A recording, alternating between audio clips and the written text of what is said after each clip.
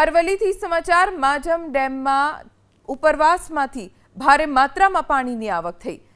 ડેમનું rule level જાળવવા 9 દરવાજા 2 ફૂટ ખોલી 10,000 ક્યુસેક પાણી છોડવામાં આવ્યું।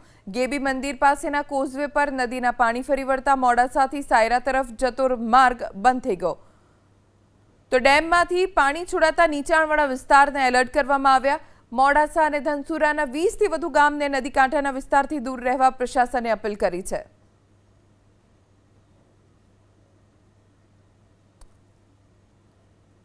ધોધમાર વરસાદના કારણે મોડાસાનો જે જીવાદોરી સમાન માજમ ડેમ છલકાયો છે। હાલ આપણે માજમ ડેમ ખાતે છીએ। આપ દ્રશ્યમાં જોઈ શકો છો કે ઉપરવાસમાં જે ભારે વરસાદના કારણે માજમ ડેમના 9 દરવાજા ખોલી દેવામાં આવ્યા છે। આજે રાત્રિ દરમિયાન 8 વાગ્યાના દરમિયાન આ જે દરવાજા છે તે ખોલવામાં આવ્યા છે।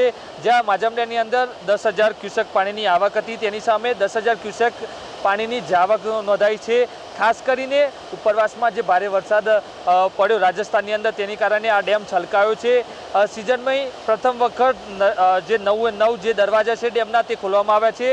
9 દરવાજા ખોલવામાં આવતા જે માજુમ નદી છે તે બે કાંઠે વહી છે। ખાસ કરીને જે માજમ નદી જે મોડાસામાંથી પસાર થાય છે, ત્યારે મોડાસાથી સાયરા તરફ જે જતો માર્ગ છે તે કોઝવે છે તે ધોવાઈ ચૂક્યો છે। જે રસ્તો બંધ થયો છે, હાલ પોલીસ કર્મચારીઓ તૈનાત કરવામાં આવ્યા છે, અવરજવર બંધ થઈ છે।